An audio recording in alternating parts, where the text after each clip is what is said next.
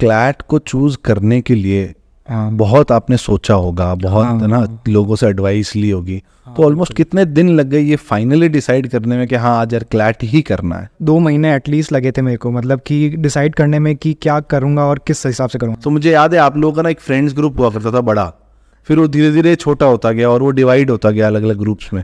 तो क्या ऐसे कुछ डिस्ट्रैक्शंस आए क्या, या ऐसी कुछ एक ऐसा लो पॉइंट आए लाइफ में प्रिपरेशन में जिसमें लगा कि यार नहीं छोड़ देता हूँ?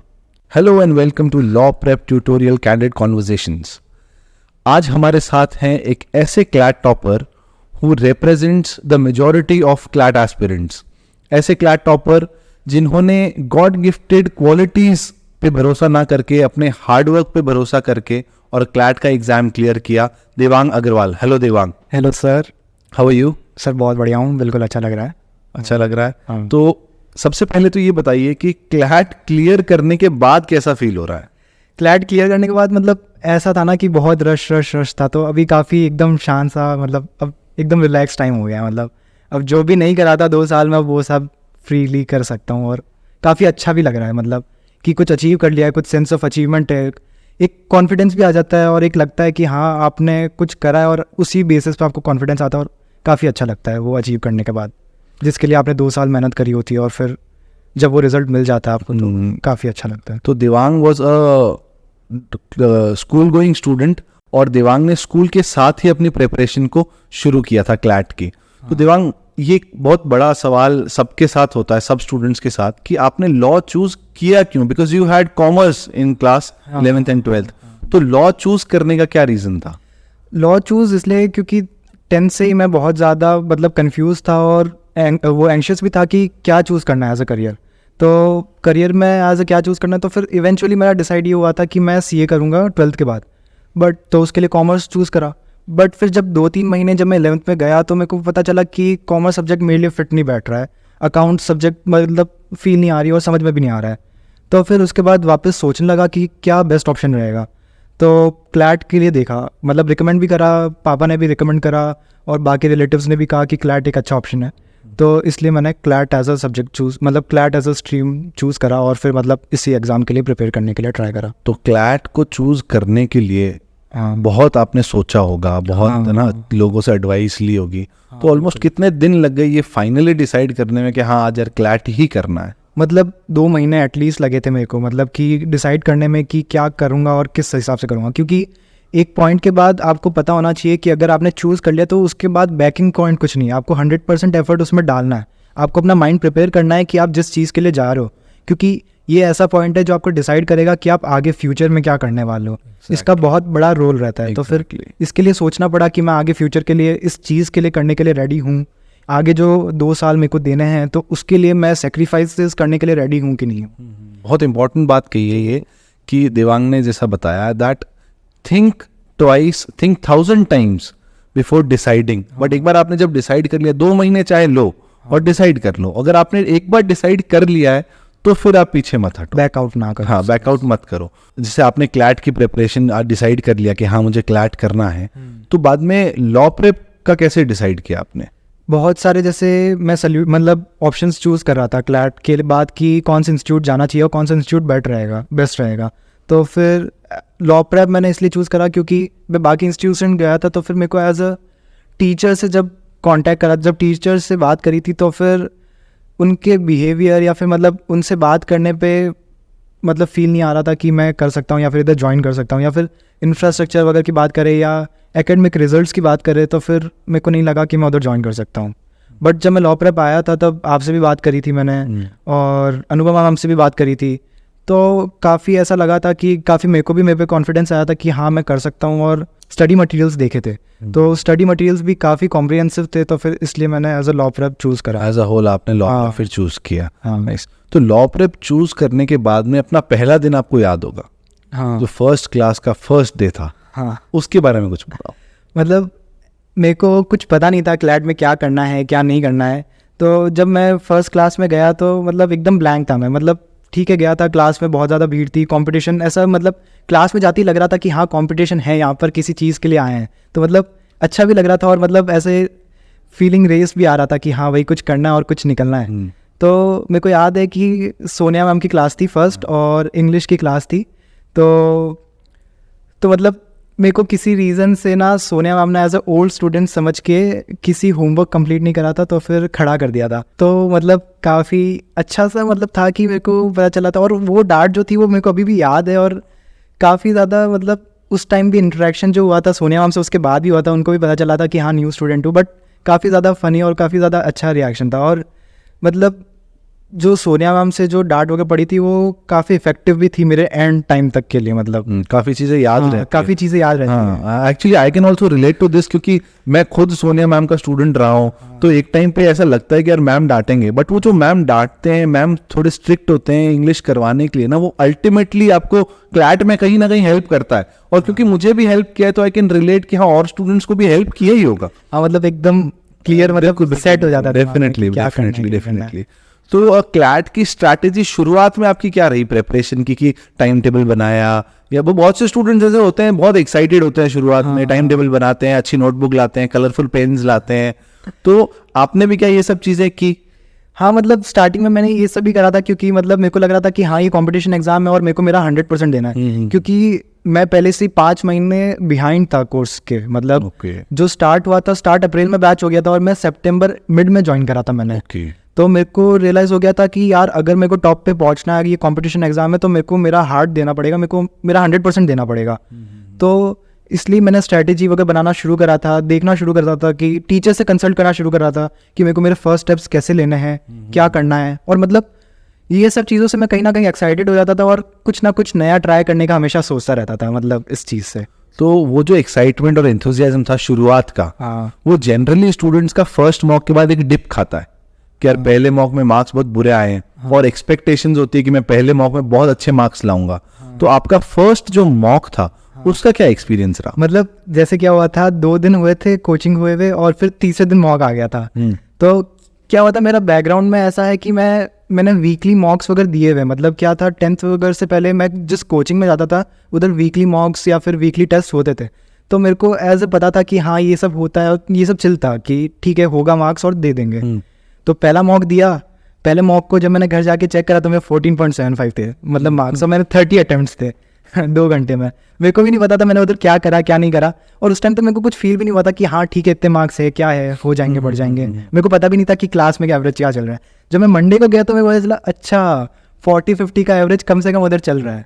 तब मेरे को लगा कि यार ठीक है मेरे को उधर तक पहुँचना है। डीमोटिवेट नहीं हुआ था, मेरे को और ज़्यादा एक्साइटमेंट हुई थी कि हाँ मेरे को उस लेवल तक पहुंचना है, अब मैं उससे और ज़्यादा हार्ड। रियलिटी हिट की और उसके बाद मोटिवेशन आया रियलिटी का। क्योंकि बहुत सारे स्टूडेंट्स मैंने भी क्लास में देखा है कि है ना, वो सोचते हैं कि हम फर्स्ट मॉक से ही ना बस 100+ स्कोर ले आए, जो कि नहीं होता है। फिर जब रियलिटी हिट करती है तो फिर डीमोटिवेट होते हैं। और ये बहुत अच्छी बात आपने कही कि डीमोटिवेट नहीं होना है, take it as a challenge, और उसके बाद वापस हिट हार्ड कि हम वापस शुरू करें। और फिर सेकेंड मॉक और थर्ड मॉक ऑनवर्ड्स बहुत प्रेशराइज लगा होगा आपको, बहुत प्रेशर लगा होगा? नहीं मतलब जैसे क्या था कि मेरे मॉक्स जो थे, मतलब मेरे को पता था कि ये स्लो है, स्टार्ट है, बट मेरे को ऐसा किसी से कंपैरिजन नहीं करा था तब तक मैंने, कि मेरे को पता नहीं था कि बाकियों के स्टार्ट में कितना आए थे, बाकियों में कितने कितने कौन कैसे ला रहा था। बट मेरे को ये था कि मेरे को इम्प्रूव करना है। तो मैं स्टार्ट से ही ये पूछा था आपसे, मतलब आपसे भी पूछा था, अनुपमा मैम से भी पूछा था कि कैसे क्या स्टार्ट करना है। तो उनने और आपने भी यही टिप दी थी कि एनालिसिस करना चाहिए मॉक का और डाउट्स लेने चाहिए। तो मैं फर्स्ट मॉक से यही कर रहा था। तो इवेंचुअली मेरे को पता चला, मतलब उससे बेनिफिट ये हुआ कि मेरे को मेरी सारी मिस्टेक्स पता चलने लग गई। मेरे को पता चलने लगा कि मैं क्या प्रॉब्लम्स कर रहा हूँ, क्या मिस्टेक्स कर रहा हूँ, मेरे को उसको कैसे सोल्यूशन करना चाहिए, उसके सोल्यूशंस कैसे निकालने चाहिए। तो जैसे जैसे मैं सोचता था ना, मेरे को लगता था कि हाँ अब ये ऐसा नया सोल्यूशन है, अब इसको ट्राई करते हैं, इसको ट्राई करते हैं। हाँ मेरे को रिजल्ट्स नहीं मिलते थे, मतलब ऐसा था कि मेरे रिजल्ट्स एकदम फास्ट नहीं आए। मेरे 1-2 मार्क्स, 2-3 मार्क्स, 3-4 मार्क्स करके मेरी पूरी जर्नी में बढ़े। ऐसा नहीं था कि मेरे 10-15 मार्क्स सीधे बढ़े हों, या ऐसा नहीं था कि मेरी कोई रीडिंग स्पीड अच्छी हो या फिर कोई वोकैब अच्छी हो, मेरी क्रिटिकल रीजनिंग भी अच्छी नहीं थी। मतलब फ्रॉम स्टार्ट मैंने 0 to करा था। तो और मैंने किसी से कंपैरिजन करा नहीं था होपफुली। तो उस टाइम मेरे को डीमोटिवेशन मिला ही नहीं। मेरे को लगा कि सब यहीं से स्टार्ट करते होंगे, तो मैंने हार्डेस्ट ट्राई करना शुरू कर दिया। कि मेरे को लगा मैं 4 महीने पहले ही पीछे चल रहा हूँ तो कवर अप करना पड़ेगा। वेरी इंस्पिरेशनल थिंग जो हम सीख सकते हैं, जो मैं भी देवान से शायद सीख सकता हूँ, कि आप ना कंपेयर मत करो, और ये बात हमेशा ध्यान रखो कि when you are starting you are slow Devang की, क्योंकि मैं इसीलिए मैंने इनिशियली ये स्टेटमेंट बोला कि देवांग को बहुत ज़्यादा गॉड गिफ्टेड क्वालिटीज़ पे ज़्यादा भरोसा नहीं था, उसको अपने हार्ड वर्क पे भरोसा था। तो उसे पता था कि धीरे धीरे प्रोग्रेस होगी, स्लोली मैं मार्क्स अटेन करूंगा। तो देवांग 14 से हाँ 94 जो आपके क्लैट में स्कोर रहा है, इसका जो सफ़र रहा है उसके बारे में कुछ और डिटेल में बताओ। मतलब जैसे मेरा बेसिकली एसेंस था वो प्रैक्टिस था, मतलब जितना भी मैंने बिलीव करा था वो सिर्फ प्रैक्टिस था, प्रैक्टिस, एनालिसिस, डाउट्स, फिर नया क्या शुरू करना है। मतलब ठीक है, अगर आपके पास एक सोल्यूशन से वर्क नहीं करता आप दूसरा लगाओ, आपको तीसरा लगाओ, चौथा लगाओ, एक्सपेरिमेंट करते। हाँ एक्सपेरिमेंट करते रहो। मतलब जैसे अगर मेरे को मान लो कि मॉक करा मैंने मॉक एनालिसिस करा और मेरे को पता चला कि यार मेरे को रीडिंग स्पीड में प्रॉब्लम आ रही है, तो फिर मैं आपसे पूछूंगा कि मैंने आपसे पूछा कि आप मेरे को एक सोल्यूशन बताओगे, मैं वो सोल्यूशन ट्राई करता हूँ, मैं ट्राई हार्डेस्ट करता हूँ और फिर उसके बाद वो वर्क नहीं करता तो मैं दूसरे जने से पूछता हूँ। मैंने कलीग से पूछा, मैंने टीचर से पूछा गाइडेंस के लिए, मैंने इवन की जो सीनियर्स थे जिनने क्लैट निकाला था और लॉ प्रेप से ही करा था तो उनसे भी मैंने सारी एडवाइस ली। तो इवेंचुअली ट्राई करके मेरे को सोल्यूशन मिल गया सारे। मतलब ऐसा होगा कि आप 1000 वेज ट्राई करोगे बट जो एंड में जब तक होगा तो सक्सेसफुल सिर्फ 10 होंगे, 1% सक्सेसफुल होंगे, बट जो 1% रहेंगे वो सिर्फ आपके लिए सक्सेसफुल रहेंगे और आपके लिए वो क्लैट में 100% काम करेंगे। मतलब कि आपको दूसरों के सॉल्यूशंस पे नहीं जाना है, हाँ, ट्राई योरसेल्फ, और उसके बाद ये देखो कि मेरे लिए क्या सूटेबल है, मेरे लिए क्या बेस्ट वर्क है। हाँ, मतलब ऐसा हुआ था एक टाइम पे कि मैंने मेरे सोल्यूशन बनाए थे क्योंकि जो प्रॉब्लम थी वो मेरे लिए स्पेसिफिक हो गई थी। बहुत अच्छी बात है ये कि भाई सॉल्यूशंस अपने खुद के होने चाहिए, क्योंकि प्रॉब्लम भी अपनी खुद की एक इंडिविजुअल प्रॉब्लम है। राइट, बहुत सही। तो इसमें इस जर्नी में कुछ ऐसे मोमेंट्स रहे होंगे जो बहुत फनी होंगे, बहुत एक्साइटिंग होंगे, जो आज भी आप मिस करते होगे लॉ प्रेप में। हाँ मतलब जैसे लॉ प्रेप में जैसे डाउट्स का सेशन होता था, मतलब क्या होता था जैसे मैं सीआर के लिए या लीगल के लिए, जैसे आपको बहुत ज़्यादा परेशान करा है मैंने लीगल के डाउट्स के लिए और सीआर के लिए, मतलब ऐसा होता था कि डीमोटिवेशन तो आता था, मतलब मोस्टली मेरे को डीमोटिवेशन आता था मॉक के बाद कि नंबर देखता था कि भाई ये क्या आ गया, बट जो डाउट्स होते थे ना तो उसमें मेरे को काफ़ी ज़्यादा मज़ा आता था, क्योंकि डाउट्स में मेरे को आपका पॉइंट ऑफ व्यू मिलता था कि अच्छा इस चीज़ को ऐसे सॉल्व कर सकता था, अच्छा ये इस तरीके से मैं सोच सकता था, ये मेरे को एक नया व्यू मिला है सोचने के लिए, ये मेरे को एक नया वे मिला है इस क्वेश्चन को क्रैक करने के लिए। मैं हमेशा यही सोचता था कि अगर ये क्लैट में क्वेश्चन आया तो मैं उस टाइम कैसे रिएक्ट करूंगा और उस टाइम इसमें ये मार्क्स मेरे को कैसे मिलेंगे। तो ऐसे ऐसे करते मेरे को काफ़ी ज़्यादा मज़ा आता था, और मतलब जो बेस्ट था मेरे लिए तो वो डाउट सेशन रहता था। मतलब क्रिटिकल रीजनिंग में मेरे बहुत खराब मार्क्स आते थे बट सबसे बेस्ट जो लगता था मेरा अनुपमा मैम के साथ जो डाउट सेशन रहता था ना, उसमें मेरे को मज़ा आता था, क्योंकि उसमें मैं हर बार ऐसे अमेज रह जाता था कि वो कैसे बता रहे हैं, क्या कर रहे हैं और कैसा उनका पॉइंट ऑफ पर्सपेक्टिव है, तो वो काफ़ी मज़ा आता था। एक्चुअली बहुत सारे स्टूडेंट्स का ये कहना भी है कि सीआर के लिए अगर कोई दवाई है तो वो अनुपमा मैम के सेशंस हैं। हाँ बिल्कुल, मतलब राइट, उसमें काफ़ी क्लियर हो जाता था और हाँ, मतलब मेरे को नया वे मिलता था कि मैं आगे कैसे डील कर सकता हूँ सीआर से। बिल्कुल बिल्कुल बिल्कुल। तो जहाँ तक सीआर की बात है तो आपके मार्क्स अल्टीमेटली एक रेंज को क्रॉस करते हैं, है ना। तो शुरुआत की रेंज होती है 3-4 मार्क्स, 5 मार्क्स। तो क्या रेंज बेटर है आउट ऑफ 24, क्योंकि अभी 24 क्वेश्चंस हैं, तो क्या रेंज अच्छी है आपके हिसाब से अगर आपके बाकी सब्जेक्ट्स एवरेज हैं? हाँ तो मतलब आपको देखो रेंज बेटर कुछ नहीं होता है, मतलब आपको अपना हार्डेस्ट ट्राई करते रहना है। मतलब आपको एक पॉइंट तक रीच करना है कि आप परफेक्शन तक ना पहुंचो, आपको ये ट्राई करना है कि आप मेरे 24 में से 24 क्यों नहीं आ सकते, नहीं आएंगे आपके 24, बट आपको ट्राई वो करना है। जब तक आप वो ट्राई नहीं करोगे तब तक आप 18, 19, 17 की रेंज तक नहीं पहुंचोगे। ये कंपटीशन एग्जाम है और एक एक मार्क्स मैटर करता है, तो आपको यही ट्राई करना है कि मैं मोस्ट मार्क्स कैसे ला सकता हूँ और एक एक मार्क्स कैसे ट्राई कर सकता हूँ। तो जो 24 है, तो अगर आप बेटर ट्राई कर रहे हो, आप ये सोच रहे हो कि हाँ एक अच्छा स्कोर क्या रहेगा, तो स्टार्टिंग के लिए आप 16 मार्क्स या 17 मार्क्स आप स्कोर करो। आएंगे, मेरे नीचे बहुत आते थे, ऐसा नहीं है कि मेरे कम नहीं आते थे, बट आपको डीमोटिवेट नहीं होना उससे, आपको ट्राई करते रहना है, मतलब गिव अप नहीं करना है एंड तक, डी तक। बिल्कुल बिल्कुल। तो इस जो एक एक मार्क को इम्प्रूव करने की जो जर्नी है उसमें जीके में मैं देखता हूँ बहुत सारे स्टूडेंट्स के लास्ट तक मार्क्स नहीं आते। बहुत सारे स्टूडेंट्स मेरे पास भी आते थे, सर जीके में मार्क्स ही नहीं आ रहे हैं, सर जीके में क्या करें, कैसे करें। तो उसके लिए आपने जीके में स्पेसिफिकली क्या किया? मतलब जीके में मार्क्स तो मेरे भी नहीं आते थे, मतलब ऐसा होता था कि मतलब 70, मतलब एंड में 3 महीने थे तो 70 मार्क्स तक आ रहे हैं, तो जीके में 3, 4, 5, 10 नंबर आ रहे हैं, तो ये काफ़ी कम नंबर रह रहे थे। तो फिर क्या करना था कि मतलब मैंने जब स्टार्ट करा था तो सितंबर टू दिसंबर मेरे लिए इतना जीके का मैटर नहीं था, बट मैंने न्यूज़ पढ़ना शुरू कर दिया था ताकि मैं उसके हैबिचुअल हो जाऊँ। फिर जब जनवरी से हुआ तो मैंने मेरे मटेरियल्स काफ़ी कम रखे, जैसे लॉ प्रेप की जो क्लैट एक्सप्रेस है, क्लैट एक्सप्रेस काफ़ी ज़्यादा कॉम्प्रिहेंसिव है और काफ़ी ज़्यादा मटेरियल से भरी हुई है, तो मतलब एक बेस्ट सोर्स है आपके लिए जीके का। तो मतलब उसको मैंने रिवाइज करना शुरू करा, रिवाइज करा और बहुत ज़्यादा रिवाइज कर लिया। इवेंचुअली उसके पन्ने फटने लग गए थे एंड तक, और वो टेप से चिपका के रखना पड़ रहा था मेरे को।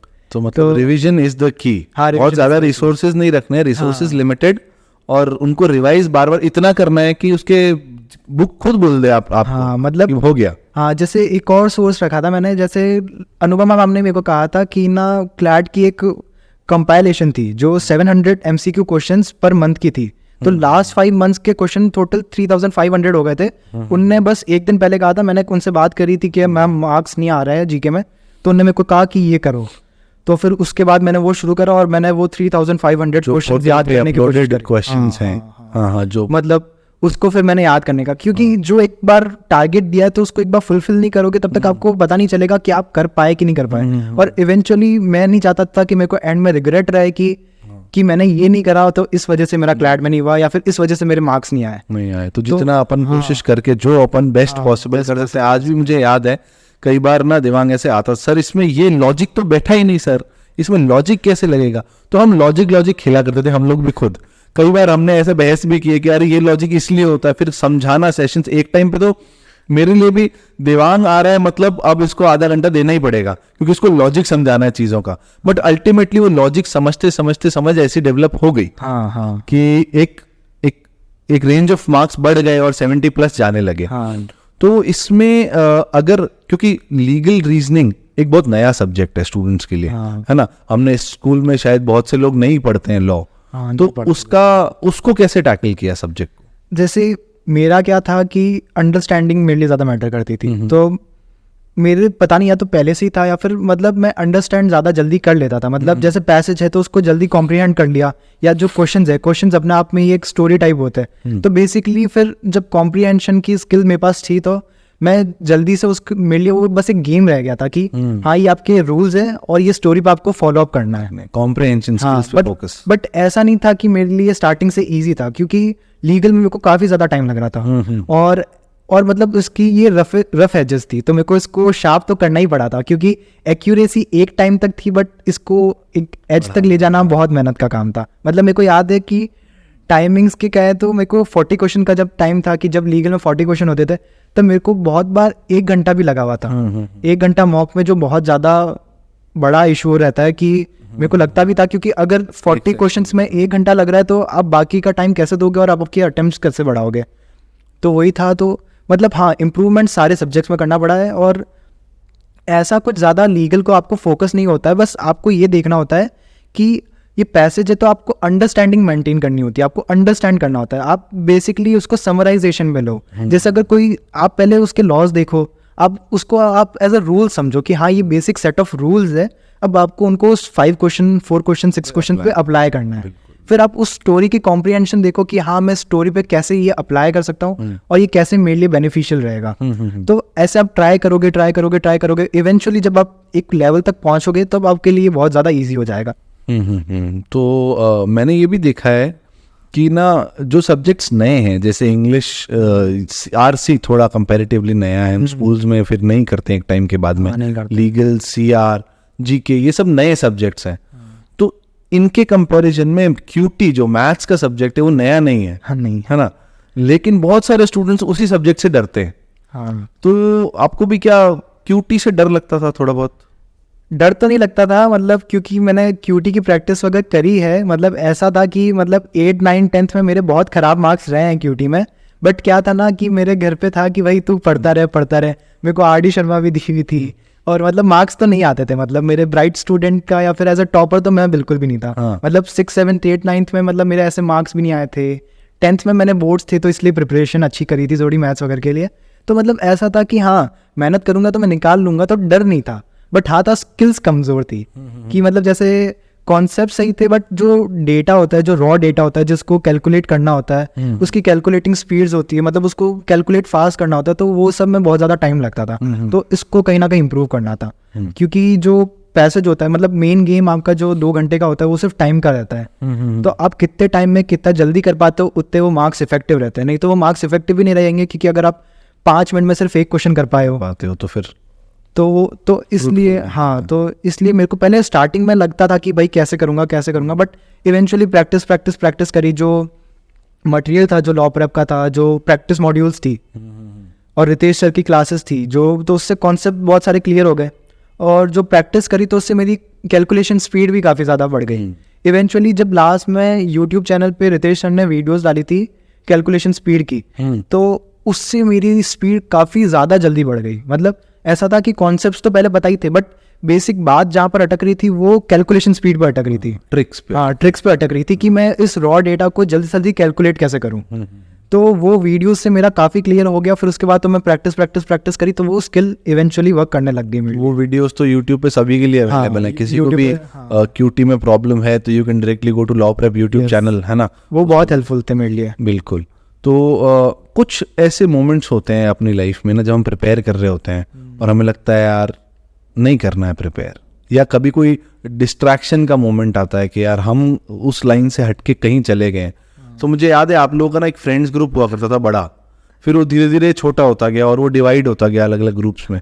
तो क्या ऐसे कुछ डिस्ट्रैक्शंस आए क्या, या ऐसी कुछ एक ऐसा लो पॉइंट आए लाइफ में प्रिपरेशन में जिसमें लगा कि यार नहीं छोड़ देता हूँ? मतलब ऐसा लो पॉइंट तो बहुत बार आएगा और बहुत बार आता है, ये जर्नी ऐसी है। क्योंकि आप ट्राई करोगे, हार्ड करोगे और होगे फेल। मैं भी बहुत बार फेल हुआ, मतलब मैंने बहुत सारे रास्ते देखे कि मैं कैसे मेरी इंप्रूव करूँ, बट इंप्रूव नहीं हो रहा। मतलब जैसे मैं 4 महीने के मेहनत से मैं 50, 55 तक स्कोर कर रहा हूँ, और कोई एक मंथ में आके 55, अपने फर्स्ट मंथ में 55 स्कोर कर रहा है, तो वो काफ़ी लो रह रहा था मेरे लिए कि यार यहाँ पर मेहनत बहुत ज़्यादा लग रही है और मैं क्या करूँ, कि मैं छोड़ दूँ या फिर मेरे में टैलेंट नहीं है, या फिर कैसे इसको डील कैसे करूँ। तो आते हैं लो पॉइंट्स, आते हैं, मेरे लिए भी बहुत बार आए थे। मतलब ऐसा तो इस सब से डील करने का एक ही है कि आपको आएंगे, 2 दिन का ब्रेक ले लो, 1 दिन का ब्रेक ले लो, आप थोड़ा वॉक कर लो, आप बात कर लो किसी से। मतलब ऐसा है ना, जो कंसर्न से बात करो, मतलब किसी से भी किसी और चीज़ के डिस्ट्रैक्शन टॉपिक से बात मत करो जो उससे कंसर्न है, जिससे आप मतलब कंफर्टेबली बात कर सकते हो, जिससे आप ये अपनी सारी बातें शेयर कर सकते हो कि भाई यार ये ऐसा हो रहा है, ये ऐसा हो रहा है, मैं क्या करूँ यार। मतलब वो ज़रूरी नहीं आप सामने एक्सपेक्ट सोल्यूशन मत करो, बट आप जब बात करोगे तो आपको धीरे धीरे खुद ही आप लाइट फील करने लगोगे और फिर खुद ही नए सोल्यूशन सोचने लगोगे कि आपको कैसे क्या करना है। तो इवेंचुअली मतलब मेरे साथ ऐसे एक्सपीरियंस फर्स्ट था तो मेरे लिए बहुत हार्ड था, बट इवेंचुअली मैं डील करने लग गया था। फिर इतना हार्ड वर्क करा कि हाँ, कि मैं भूल भी गया था कि हाँ वो भी वर्क कर रहे हैं। और जब अब जर्नी पीछे देखते हैं तो ऐसा लगता है कि थोड़े टाइम बाद तो पीछे छूट ही गए थे सब लोग, तो मतलब ऐसे अपन आगे निकल ही गए थे। तो इतना इशू नहीं लेना है और उसको ज़्यादा लॉन्ग नहीं रखना है। मतलब आप 2-3 दिन का ब्रेक ले लो, कोई बड़ी बात नहीं है। आप 2-3 दिन शांत हो जाओ, आप मत पढ़ो, थोड़ा साइड वेज चले जाओ, बट वापस बैक करो, वापस आओ, क्योंकि आपकी जर्नी है और आपको छोड़ना नहीं है। मतलब आप बात करो किसी से, ज़रूरी है कि आप किसी से बात करो, भले ही आप फैकल्टी से बात करो, क्योंकि फैकल्टी भी बहुत ज़्यादा कोऑपरेटिव थी। तो एक टाइम आया था कि मतलब अनुपमा मैम और आप दोनों बहुत ज़्यादा कोऑपरेटिव थे। तो ऐसा था ना कि मतलब मैं बहुत ज़्यादा डीमोटिवेट रहता था, तो अनुपमा मैम ने मेरे पे कॉन्फिडेंस रखा था। मतलब क्या होता है कि आप जब लो पॉइंट पे होते हो तो आपको ऐसे भी लोग होंगे जो आप में बहुत ज़्यादा बिलीव करते रहेंगे, तो उन लोगों का आपको as a mentor, as a guide और उनसे बात करते रहना चाहिए कि आपके कैसे लो पॉइंट्स आ रहे हैं। क्योंकि मेरे पे एक टाइम पे बिलीव नहीं था, बट अनुपमा मैम को बिलीव था, एज ए सिंपैथी नहीं, बट एज ए मतलब ट्रू कॉन्फिडेंस था कि हाँ कर सकता है या हो जाएगा।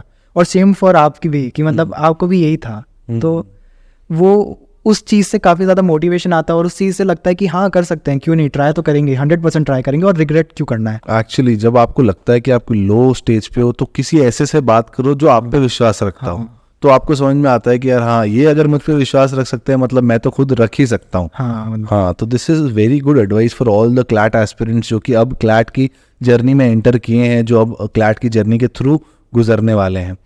तो दिवांग, लॉ प्रेप में ऐसी क्या 3-4 चीज़ें थी जो आपको लगा कि हाँ लॉ प्रेप का कंट्रीब्यूशन है मेरे सक्सेस में? लॉ प्रेप का बहुत ज़्यादा बड़ा कंट्रीब्यूशन है, क्योंकि जिस टाइप के मेंटर गाइडेंस जो मेरे को मिली है, मेरे को नहीं लगता अगर नहीं मिलती तो मेरा क्लैट में होता। मतलब अनुभव मैम ने मेरे को अनकंडीशनली डाउट सेशंस और मतलब हर एक चीज़ में फेवर करा है। मतलब हर एक बार हर एक जो प्रॉब्लम थी, जो मेरा लो पॉइंट था, या हर एक चीज़ में इम्प्रूवमेंट के लिए मेरे को मतलब बूस्ट करा है, मोरल बूस्ट करा है, हर एक चीज़ के लिए हेल्प करी है। अगर मान लो मैं कोई प्रॉब्लम में आता था तो वो रेडी थी सॉल्व करने के लिए। और मैं वो फैकल्टी थी, सब एक्सपीरियंस टीचर थे, और सारे जो उनने ओपिनियंस दिए थे वो बहुत ज़्यादा वैल्यूएबल थे मेरे लिए। मतलब मेरे को लगता था कि हाँ मतलब ये है तो इस वजह से मैं कर पाया हूँ। जो इतने ज़्यादा मैंने ट्राई करे, जो इतने ज़्यादा मैंने हर मॉक में हर एक चीज़ जो ट्राई करी, तो वो सारे मैंने ओपिनियंस टीचर्स से, क्लासमेट से, इसी सब से बनाए, और सारी चीज़ों का बेस्ट लेके मैंने मेरे क्लैट के एग्ज़ाम के लिए ट्रायल एंड एरर मेथड। और मतलब जैसे मॉक्स थे तो मॉक्स काफ़ी ज़्यादा अच्छे, मतलब ऐसा आपको लगेगा कि यार मॉक्स में क्या हो रहा है, ये एकदम चेंज हो रहा है, बट क्लैट एग्जैक्टली वही करता है। क्लैट आप देखोगे 2023 का पेपर और 2024 का पेपर, तो दोनों में बहुत ज़्यादा कॉन्ट्रास्ट था। आप देखो कि जीके बहुत ज़्यादा हार्ड थी 2023 के पेपर में, बट जो 2024 का पेपर था काफ़ी ज़्यादा इजी जीके थी। तो सेम टू सेम मॉक्स में भी होता है। मॉक्स में आपके बहुत ज़्यादा मार्क्स आएंगे, बहुत ज़्यादा कम भी आएंगे। तो मतलब लॉ प्रेप का मॉक और लॉ प्रेप का जो स्टडी मटेरियल था काफ़ी ज़्यादा हेल्प करी है उसने। मतलब सारी चीज़ों के लिए प्रिपेयर करा मेरे को। मतलब वर्स्ट केस सिनेरियो से गुड केस सिनेरियो तक सब सारी स्ट्रैटेजी मेरी एंड तक बिल्ड हो गई थी लॉ प्रेप के मॉक्स के बेसिस पे। Oh nice. तो अब जाते जाते एक लास्ट सवाल मैं आपसे पूछना चाहूँगा कि फ्यूचर के क्या प्लान्स हैं? अब जाके कॉलेज में क्या करने का सोचा है? अभी तक तो ऐसा सच कुछ ज़्यादा मैंने डिसाइड नहीं करा है कि मैं क्या कर सकता हूँ और क्या नहीं कर सकता हूँ। मैं मेरे सारे ऑप्शंस देखूंगा कि मेरे लिए बेस्ट सूट क्या करेगा, और सारी चीज़ें ट्राई करूँगा। उसके बाद मैं एक बेस्ट ऑप्शन पे जाऊँगा। अभी तो काफ़ी चिल आउट का भी टाइम है। मैंने सीनियर से भी बात करी है कि काफ़ी अच्छा टाइम रहता है कॉलेज पे, तो थोड़ा मज़े भी करेंगे और फिर बातें वगैरह भी। मतलब तो यही सीन रहेगा कि हाँ मतलब जो मेरे फ्यूचर प्रोस्पेक्ट्स होंगे वो मैं कॉलेज में जाके एक्सप्लोर करूँगा, और फिर देखूँगा कि कौन सा बेस्ट सूटेड रहेगा। ओके चलिए Devang, thank you very much. तो हमारे साथ आज थे कॉमन एस्पिरेंट के टॉपर देवांग, जो कि अपने हार्ड वर्क के थ्रू जिन्होंने क्लैट क्लियर किया, and now he is going to a very good national law university GNLU। Congratulations and thank you very much Devang. Thank you sir, और काफ़ी अच्छा लगा यहाँ पर आके, और काफ़ी अच्छा लगा आपसे बात करके इतने लंबे टाइम बाद। चलिए थैंक यू।